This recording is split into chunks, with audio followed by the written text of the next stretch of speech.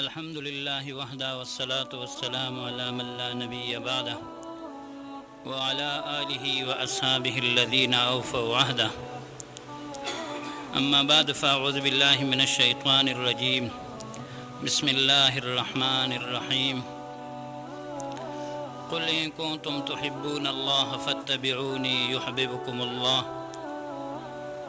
وقال رسول الله صلى الله عليه وسلم: لا يؤمن أحدكم حتى أكون أحب إليه من والده وولده والناس أجمعين. رواه البخاری. जिस दिल में मोहम्मद की मोहब्बत नहीं होती उस पर कभी अल्लाह की रहमत नहीं होती।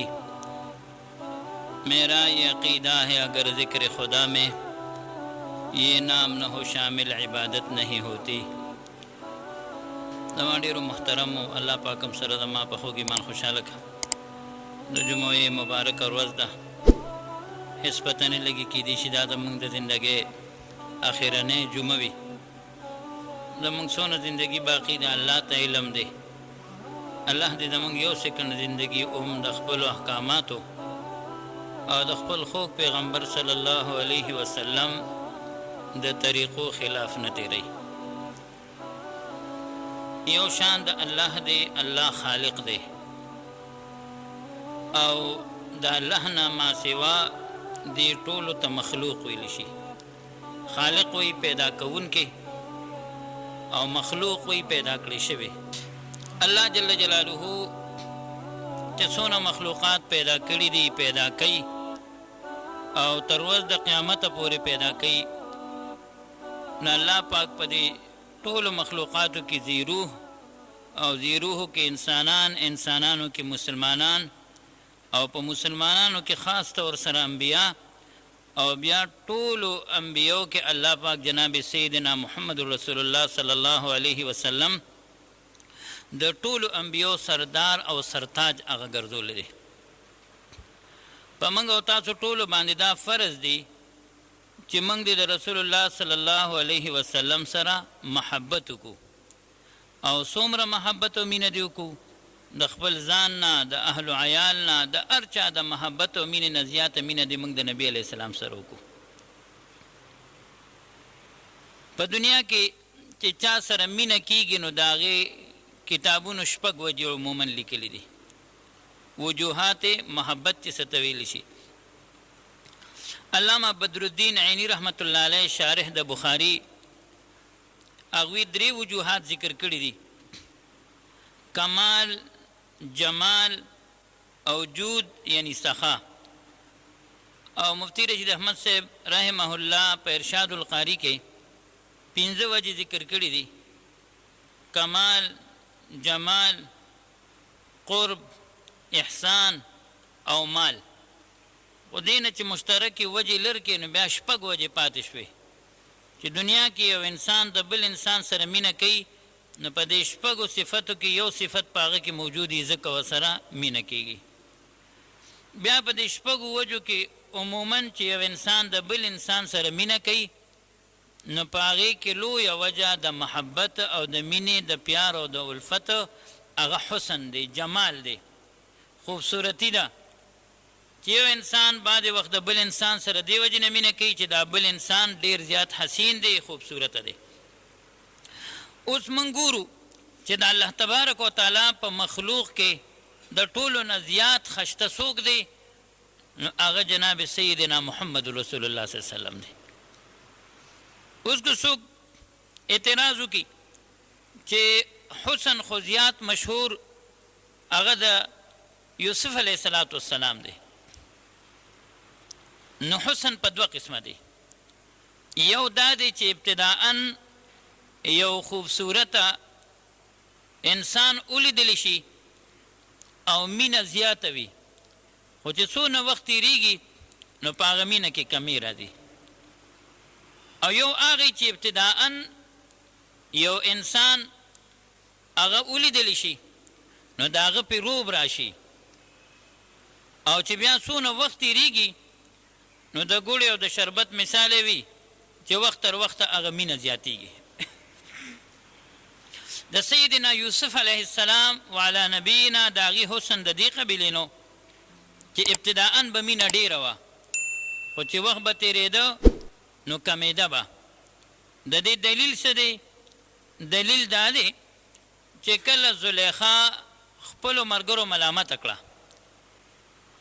چې ته د یوسف علیه السلام په ذات باندې عاشقه شوې، نو زلیخې دا دې چل وکړو چې خپلې ملګرې راوغوستې او ټولو ته میوې ورکړې او لاسونو کې ورته چړې ورکړې.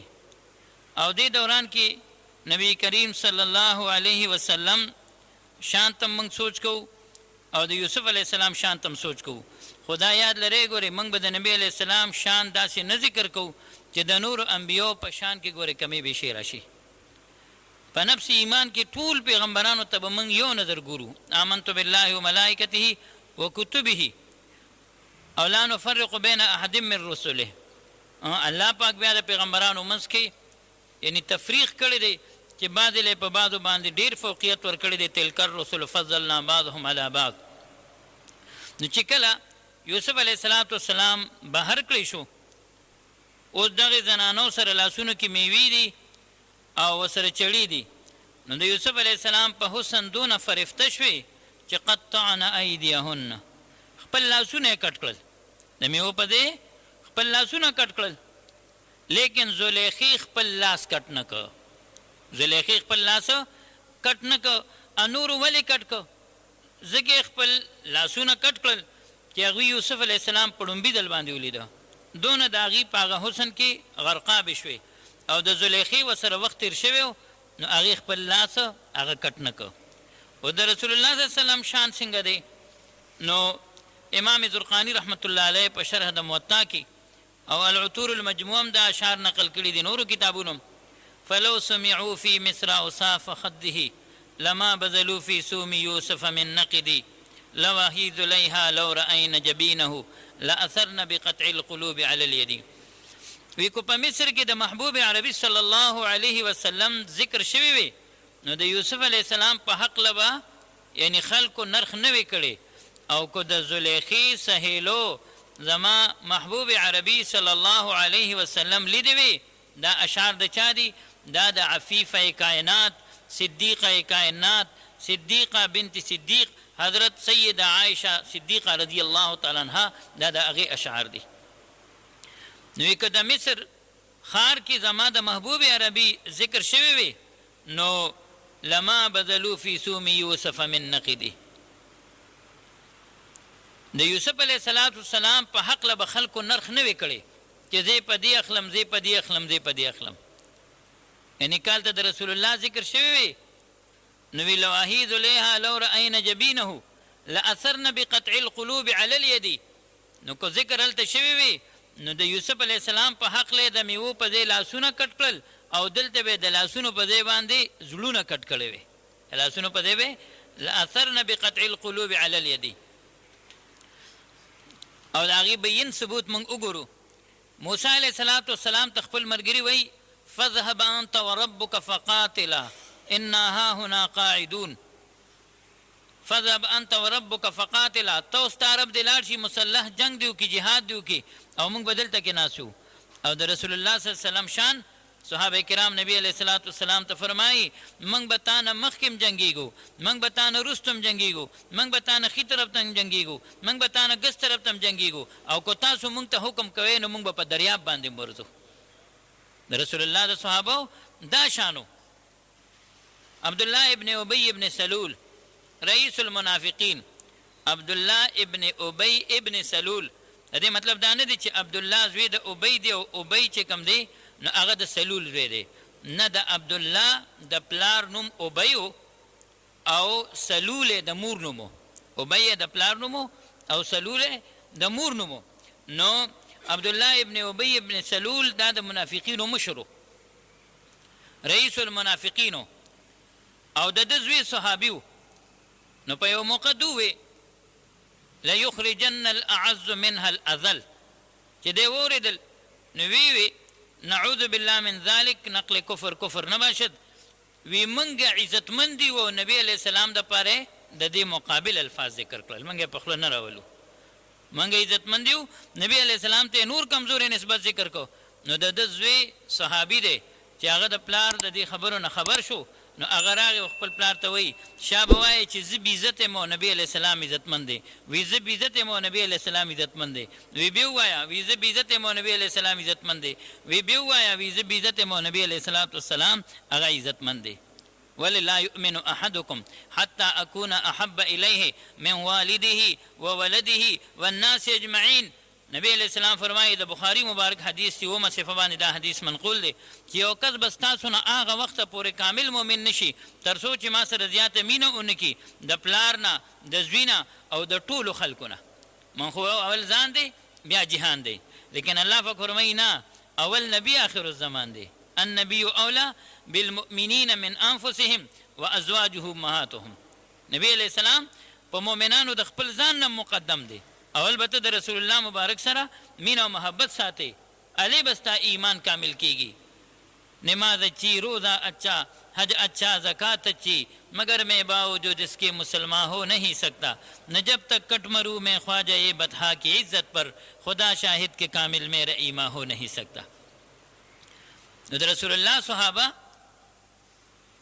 هغې د رسول الله په مینه باندې که پلار مسلمان نو نو د پلار د پلاروالی خاطر نه دی کړی او د زوی د زویتوب خاطر نه دی کړی. لکه حضرت سیدنا ابوبکر صدیق رضی الله تعالی عنه یو ځل یو جنګ کې ول خپل زوی مخې له راغی، خو دوی خپل زوی ونه لید او زوی دی ولید. د جنګ نه بعد ورته وی بابا ما خو تو ولیدې خو ما ستا د پلاروالی خاطر وکړو. نو هغه ورته فرمایي زویه ما خو ته ونه لیدې، خو که ما ته لیدې وی نو ما به ستا د زویتوب خاطر نه وی کړی. ولې د رسول الله د مینې په مقابله کې زه ستا د زویتوب خاطر نه کوم. ابو عبیدة بن الجراح رضی الله تعالی عنه د عشرو مبشرو نه دی او د په یو جنګ کې خپل پلار مردار کړی دی. د رسول الله مبارک د طرف نه او پلار د مشرکینو د طرفو. نو د رسول الله صحابه دغسې وو، بلکې یو صحابي د مشرکینو سره گرفتار دی او یو مشرک ورته وی چې اوس به څنګه ښه وي چې ستا په دې نبي علیه الصلاة والسلام دلته گرفتار وی. ناغه صحابي عاشق رسول صلی الله علیه وسلم ته فرمایي زه دام نشم برداشت کولی چې د رسول الله صلی الله علیه وسلم په خپه مبارکه کې د یو ازغې لاړ شي، زه دام نشم برداشت کولی. نو د رسول الله حسن د دې قبیلې نه شمائل ترمذی کې د حضرت علی رضی الله عنه روایت ته اذا رآه بداهة انهابه، اچانک چې نبی علیہ الصلوۃ والسلام چاولید نو او بیرید.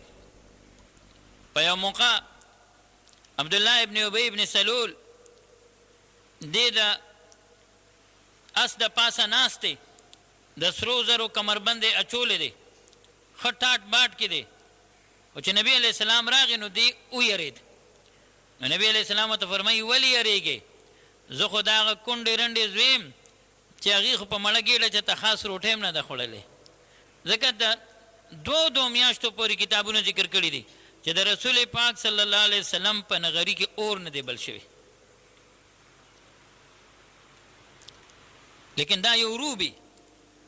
او حدیث مبارک کې راځي نصرت بالرعب بمسیرة شهر، نصرت بالرعب بمسیرة شهر. الله پاک په دشمن زما د یو میاشتې په مسافت باندې روب اچولی دی. نو د یو میاشتې مطلب دا نه دی چې د 2 میاشتو د مسافت برابر روب نشته، نه، یعنی د لرې نه الله جل جلاله او میاشت نه باندې خبره د پاره د کثرت ذکر کیږي. لکه موږ یو انسان ته ویل که دا خبره مې ته 15 ځله وکړه، د دې مطلب دا نه چې په شمار 15 ځله ورته ما دا خبره کړې ده، یعنی ډېر کرته مې درته دا خبره کړې ده. نو د نبی علیہ السلام حسن د دې قبیلې نو چې اچانک بچا رسول پاک صلی الله علیه وسلم ولید نو هغه بنده به ویریده، خو چې څونه به وخت تېرېده نو نبی علیہ الصلاة والسلام سره به مینه زیاتېده. یزیدک وجهه حسنا اذا ما زدته نظره، چې نبی علیہ السلام مخ ته به څونه کتل کېدل نو څنګه چې شربت کې ګوړ اچي خوږېږي نو دانګې به د نبی علیہ الصلاة والسلام حسن نورم اثر پرېښوده. شمال ترمذی کې راځي حضرت ابو هریره رضی الله تعالی عنہ دا غي نه روایت دی، وی د رسول الله مبارک مخ کا مبارک داسې ښکارېدو کأن الشمس تجری فی وجهه، گویا چې د نبی اسلام په مخ مبارک کې نور داسې ځي راځي، نور داسې ځي راځي. او دا خو اسې د تشبیه دپاره یو شی ذکر شي. ګنې په دنیا کې داسې یو ښکلی شي نشته چې د نبي علیه الصلاة والسلام نه هغه ښکلی وي او موږ د هغې تشبیه ورکو. بعضې وخت صرف د نفس پوهې دپاره یو تشبیه ورکولی شي، لکه څنګه موږ درود ابراهیمي کې وایو اللهم صل علی محمد وعلى آل محمد کما صلیت علی ابراهیم وعلى آل ابراهیم انک حمید مجید. علما ناست دي په تشبیه کې څلور شیدونه ذکر کیږي: مشبه، مشبه به، ادات تشبیه او وجه د شبه. نو دلته دا مطلب نه دی چې د ابراهیم علیه السلام علی نبینا مقام د نبی کریم صلی الله علیه وسلم نه اوچت دی، نه، صرف نفس هغه تشبیه ورکړی شوې ده چې الله څنګه د په هغې باندې رحمتونه نازل کړي دي، نو دانګې په نبی کریم صلی الله علیه وسلم باندې نازل کړي. یا د نبی علیه السلام د مخ مبارک باره کې راځي چې کان فی وجهه تدویر، د نبی علیه السلام په مخ مبارک کې ښکلی ګولوالی و. نو دا صرف د پوهې دپاره چې ګولوالی زموږ او ستاسو ذهن کې یو نقشه لري، یو شی ګول موږ غلی دي، نو زموږ ذهن ته بیا د پوهې دپاره دغه ذکر شي. نو د رسول الله صلی الله علیه وسلم حسن دی قبیلې نو چې اچانک به چا په رسول الله مبارک باندې نظر پرېوته، نو نبی کریم صلی الله علیه وسلم ته الله دونه روب ورکړو چې هغه بنده به ویرېده، لیکن چې وخت تېرېده نو هغه حسن به خو و ډېر، خو په هغه بنده به د هغې حقیقت بیا وروستو کولاوېده. لکه دا شمیلی ترمذي روایت دی چې جابر رضی الله تعالی عنه هغه فرمایي رأیت رسول الله صلی الله علیه وسلم فی لیلة وضحیان، وی د سپرلسمې سپوږمۍ وه او ما نبی علیه الصلاة والسلام ته کتل، وی کله به مې سپوږمۍ ته کتل، کله به مې نبی علیه السلام ته، کله سپوږمۍ ته، کله نبی علیه السلام ته، وی والله ما ته نبی کریم صلی الله علیه وسلم د سپوږمۍ نه ډېر ښایسته ښکاره شو. او ولې به نه وي؟ وی چاند سے تشبیح دینا بھی کوئی انصاف ہے، چاند کے منہ پہ چٹ کیا میری مدنی کا چہرہ صاف ہے. محبوب استا د حسن تشبیه ورکمه د چا سره؟ ګل سره ازغي دي د سپوږمۍ په مخ داغونه دي. نو داسې مشبه به نشته مکمل چې هغه د حسن په اعتبار د نبی علیه الصلاة والسلام نه اوچت مقام لري. بلکې یو صحابي راځي او رسول الله مبارک ته فرمایي چې یا رسول الله مبارکه په ورځ د قیامت تاسو به چرته یو موږ به چرته وو، یعنی تاسو به په اوچتو اوچتو مراتبو باندې فایز یې او موږ خو کمزوري خلک یو. الله پاک فوراً وحی راندې دی من یطع الله والرسول فاولئک مع الذین انعم الله علیهم من النبیین والصدیقین والشهداء وحسن اولئک رفیقا. چا چې اطاعت د الله او اطاعت د رسول الله صلی الله علیه وسلم وکړو، نو د دې انسان مقام څه دی؟ د دې وخت انسان دی ولې نه وي؟ خو چې دې اطاعت الله اطاعت الرسول اپنو کی، نو په ورځ د قیامت به د حشر الله د چا سره کوي؟ مع النبیین، د انبیو سره، والصدیقین، د صدیقینو سره، والشهداء، د شهیدانو سره، والصالحین، او د نیکانو بندګانو سره. او د دې خلکو ملګرتیا څنګه ده؟ دا څلور اوچتې ډلې قرآن کریم کې ذکر کیږي. نو الله فرمایي وحسن اولئک رفیقا، د دې کسانو ملګرتیا ډېره ښه ملګرتیا ده. الله دې موږ ټولو ته نصیب وګرځولي کې. نو د نبی علیه السلام سره مینه یوازې دا نه چې موږ مینه وکړه بس یو خبره و ختمه شوه، نه، الله پاک په آخرت کې د رسول الله معیت بنده ته نصیب کوي، د شهداو معیت نصیب کوي، د صدیقینو او صالحینو معیت نصیب کوي. څه مطلب؟ دې تشریح علماء داسې کړې ده لکه فرض که بره چت کې رسول الله صلی الله علیه وسلم دی، نو لاندې چت کې به تی، نو ته چې کله مو غواړې چې د رسول الله صلی الله علیه وسلم سره ملاقات وکړم، نو تا ته به په تلو راتلو کې او ملاقات کولو کې څه رکاوټ نه وي. نو د هغه صحابي په حق باندې دغه وحی نازلېږي. بلکې یو صحابي په خپل باغ کې کار کوي او هغه ته خبر راځي چې نبی کریم صلی الله علیه وسلم وفات شو. سردار دو جهان صلی الله علیه وسلم د دنیا نه په پرده شو. هغه فوراً سوال کوي یا الله پاکه ما خو چې دا سترګې تا نه غوستې وې، نو یا الله دې دپاره چې زه پې د جناب محمد رسول الله صلی الله علیه وسلم دیدار وکړم، خو یا الله چې اوس نبی علیه الصلاة والسلام نشته، نو زه په دې سترګو څه وکړم؟ اجي صاحب وایي که نه ګرمې اوښ کې ستا له عشقه وروم تی، ګرمې اوښ کې ستا له عشقه وروم تی، ګنې زه به دا چشمان څه کړم محبوبه؟ نو یا الله پاکه زما په دې سترګو چې ما کومه هستي لیدله او زه پې هغه اوس نیلم، نو یا الله زما دا سترګې واپس والې. فوراً د هغه صحابي هغه سترګې ړندېږي. حضرت ابو محذوره رضی الله تعالی عنہ دوی ته یو ځل نبی علیہ الصلوۃ والسلام په دې سټوکی باندې لاس کې خودو.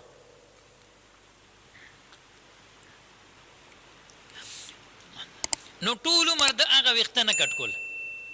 نو کتابونه لیکي وی چې دې مکله کې ناستنو وی هغه وخت دون وګد شوی و چې د دنه به مخ کې اغزمه کې سره لګیدل، لیکن ګوتی ولا ولی نوړي د دې وجنه نوړي چې په دې ماته محبوب عربي صلی الله علیه وسلم لاس مبارک خیره.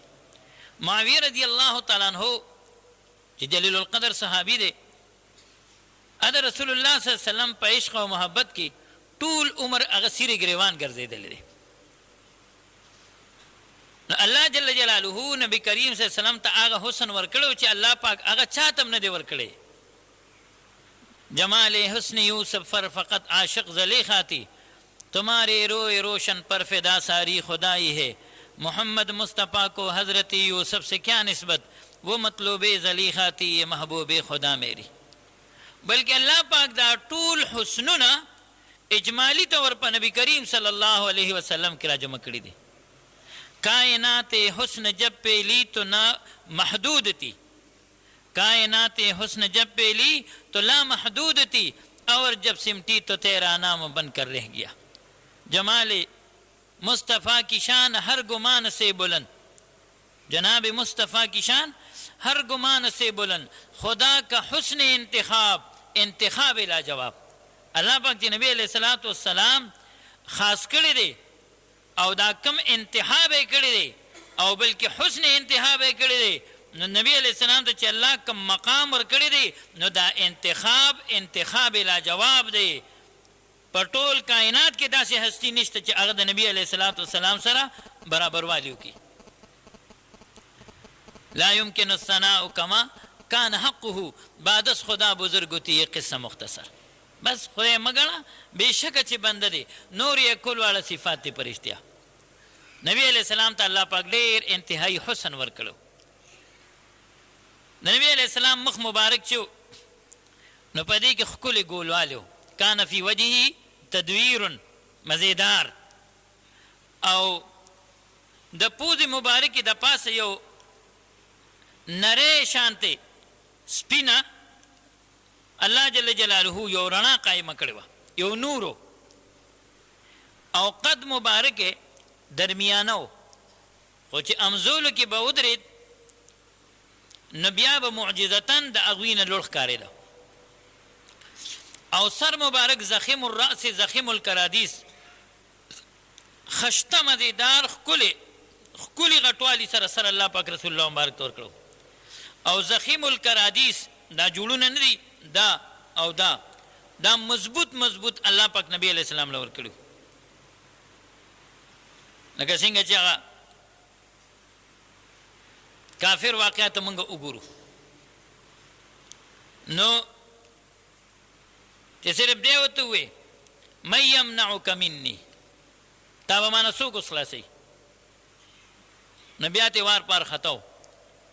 او یو پهلوان نه، الله پاک په هر پیغمبر کې د خپل زمانې د 40 پهلوانانو طاقت اچولی، او پر رسول الله مبارک کې د او یو پهلوانانو شیخ عبدالحق محدث دهلوی رحمت الله علیه کلی دی پر رسول الله مبارک کې الله پاک د او یو پهلوانانو طاقت اچولو. نو جوړونه مبارک دا مضبوطو طویل المسربته، د دې سینې مبارکې د پاسه داسې نری د ویښتو یو ښکلې دارو لکه څنګه د تورې دار وي دقه رنګې ښکلې، او سترګې مبارکې د رسول الله مبارک تورې تورو سپینې سپینو او سرې کرښې وې پکې، موږ چې خماري سترګې ستبو. او ویښته مبارک چې نو دا نه ګورګوتي او نه مکمل زوړندو، بلکې معمولی پیچو خم د رسول الله صلی الله علیه وسلم په ویښتو مبارکو کې، او بعید ما بین المنکبین د دواړو اوږو منځ کې فاصله وه، او دا علامه د طاقت ده. لکه څنګه یو صحابي راغی رسول الله مبارک ته وایي چې تاسو ما نه یو ځل په لخته غذا روخ کړو، زه به تاسو نه بدل اخلم. نبی علیہ الصلوۃ والسلام ورته بالکل والا وی نه جی هغه وخت کې ستاسو په بدن باندې کپڑا نه وه، زما په بدن باندې کپڑا نه وه، نو اوس به ستاسو په بدن مطلب دغسې وي. نبی علیہ السلام ورته ډېره ښه ده. په کوم ځای چې هغه صحابي لګېدلی و، نبی علیہ السلام ورته د بدن هغه حصه ښکاره کړه، دې صحابي ور منډه کړه، خولې پې ولګوله او ښکلی کړه. لکه څنګه نبی علیہ السلام چې کله وفات شو، ابوبکر صدیق رضی الله تعالی عنہ راغی او نبی کریم صلی الله علیه وسلم یې ښکل کړه. لیکن بل طرف د نبی علیہ السلام عدل و انصاف ته وګورو چې هغه صحابي ته همقسې خپل بدن مبارک ښکاره کړه چې ته څنګه وې، همقسې راشو ما نه څه کړه، ما نه بدل والا جو عاصی کو کملی میں اپنا چھپا لے، جو دشمن کو بھی زخم دے کر دعا دے، اسے اور کیا نام دے گا زمانہ، وہ رحمت نہیں ہے تو پھر اور کیا ہے. نو دا د رسول الله صلی الله علیه وسلم مختصر شمایل ته ته ما ذکر کو. نبی علیہ السلام چې ته به کله نو قدم مبارک به څنګه اغشتو، اذا مشا تکفأ تکفؤا کانما ينحط من سبب، لکه یو سړی د لور ځای نه ښکته ته راځي او څنګه موږ ته پښتو کې منډلې وایو، قدم ایږدي، دقسې قدم مبارک به نبي کریم صلی الله علیه وسلم هغه ایښودو. یو روایت کې راځي چې نبی اسلام به بر آسمان ته کتل، بلکې راځي چې ښکته به ډېر کتل. نو تطبیق دواړو کې دارنګې دی چې نبی علیہ السلام به اسمان ته ډېر نه کتل د حیا د وجې نه، او ځمکې ته به ډېر کتل د حیا د وجې نه چې سترګې زما ښکته، او اسمان ته به د ډېرې حیا د وجې نه بره نه کتل. او چې کوم روایت کې رالل چې اسمان ته به کتل، نو دا به د وحی دپاره کتل، لکه څنګه د تحویل قبلې نه مخکې قد نرا تقلب وجهک فی السماء دغه ځای کې راځي. نو کو کله کله به کتل، نو هغه به دې دپاره کتل چې کو وحی راځي او انتهایی حیا. بلکې احادیث مبارکه او روایتو کې راځي چې یو پیغله جینۍ کې څنګه حیا وي، نو دارنګې په رسول الله صلی الله علیه وسلم کې حیا وه. خو د هغه زمانې پیغله جینۍ ښه چې هغې کې څونه حیا وه، نو دونه په رسول الله صلی الله علیه وسلم کې. او دا سټ مبارک د رسول الله مبارک ډېر هموارو، لکه څنګه دا مورتی یا دا بوتیکونه د دې په لاس دا سټ اوار جوړ کړي شوي یا په منشنډۍ باندې، نو دارنګې د رسول الله صلی الله علیه وسلم سټ مبارک دا قرنګ و. نبی علیہ السلام چې به چاته کتل، نو د سترګو په ګوټونو کې به نه کتل، مکمل به سر هغه طرف ته ورواړو، او دا علامه د عاجزۍ ده. او د سترګو ګوټونو کې چاته کتل، دا علامه چې ده نو دا د غرور او د تکبر ده. د نبی علیہ السلام رنگ مبارک چې نو اسمر اللونو، غنم رنگی مایل به سفیدی، حمرتم ذکر دی، خو ټول روایات چې راغونډ کې نو خلاصې دا جوړیږي چې نبی علیہ السلام غنم رنګ او سپینوالی ته مایلو، او دا حسن دی، دا حسن دی، دې ته ملاحت ویلی شي. او حدیث مبارک کې راځي انا ملیح و اخی یوسف صبیح، زه ملیح یم، غنم رنګ او حسن هم دقه دی، او زما ورور یوسف علیه السلام چې هغه صبیح یعنی هغه سپین وه. نو مختلف روایات دي، د ټولو خلاصه دا ده چې د رسول الله صلی الله علیه وسلم رنگ مبارک هغه دغه. نو په دنیا کې چې چا سره محبت کیږي د دې شپږو وجو نه کیږي، او په دې شپږو وجو کې عموما هغه د حسن د وجې نه کیږي، او په ټول کائنات کې د ټولو نه حسین ترین جناب نبی کریم صلی الله علیه وسلم دی. یا صاحب الجمال و یا سید البشر من وجهك المنیر لقد نور القمر لا يمكن الثناء كما كان حقه بعد از خدا بزرگتی قصه مختصر. بلکې د نبی علیہ السلام شاعر حضرت حسان ابن ثابت رضی الله تعالی عنہ هغه د رسول الله مبارک صفت کوي، او نبی علیہ السلام با دوی ته په خپله باندې منبر کېښود، او دی به راغی او په هغې به کېناست، د نبی علیہ السلام صفت به وکړو واحسن منك لم تر قط عيني واجمل منك لم تلد النساء خلقت مبرئا من كل عيب كانك قد خلقت كما تشاء. وستانه زیات ښکلې اوسه پورې او سترګو لیدلې نه دی، او ستانه ښکلې اوسه پورې اړو چا زیږولې نه دی، او د هر عیب نه داسې پاکیزه پیدا کړې شوې لکه ستا چې خوښه وي چې زما تخلیق او پیدایش دې په دې طریقې سره وشي. نو موږ به نبی کریم صلی الله علیه وسلم ته د حسن په نسبت هغه نظر کو چې الله جل جلاله په ټول کائنات کې دونه خوبصورت ترین شخصیت بل هغه نه پیدا کړي. هر یو پیغمبر اوچت مقام لري، هر صحابي، هر تابعی، هر تبع تابعی، هر مومن، لیکن دا ټول برکت د چا دی؟ جناب نبی کریم صلی اللہ علیہ وسلم. گر ارض سما کی محفل میں لولا کلما کا شور نہ ہو، یہ رنگ نہ ہو گلزاروں میں، یہ نور نہ ہو سیاروں میں. بلکہ انشاءاللہ سو وقت باغم ذکر کو چې په دنیا کې د چا څونه نومونه دي، نو د هر چا په نوم کې په آخر کې د نبی علیہ الصلوۃ والسلام د نوم عدد د 92 دا د هر چا په نوم کې آخر کې هغه را دي. ہر ذرہ ہر شجر میں محمد کا نور ہے، کیا شان احمدی کا چمن میں ظہور ہے. ہر شي کې چې مونږ ګورو نو چې د الله پکې وحدانیت دی، نو د رسول الله صلی الله علیه وسلم جلوه په هر یو شي کې الله جل جلاله هغه رونما کړی ده. نو د محبت وجوهات هغه شپږ دي. په هغه شپږ وجوهاتو کې مختصرا یو وجه ذکر شوه چې هغه جمال دی، حسن دی، خوبصورتی ده. باقی وجوهات چې هغه کمال دی، هغه قرب دی، هغه جود دی، هغه مال دی، هغه احسان دی.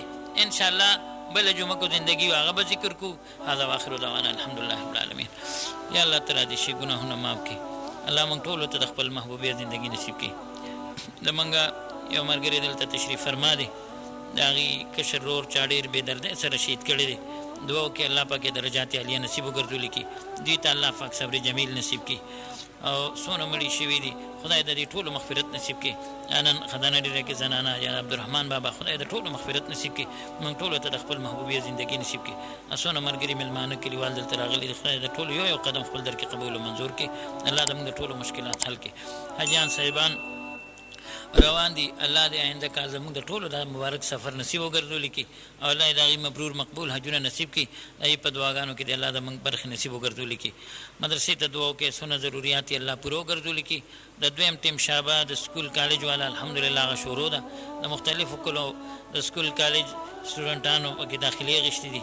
نورو ملګرو ته هم دعوت دی، الله د ټولو علم عمل اخلاص نصیب کړي. کم خدمت کېږي الله خپل در کې قبول او منظور کړي. څونه ضروریات دي الله ټول پوره وګرځولي کړي. الله زموږ د ټولو مشکلات حل کړي. وصلی الله تبارک وتعالی علیه وسلم.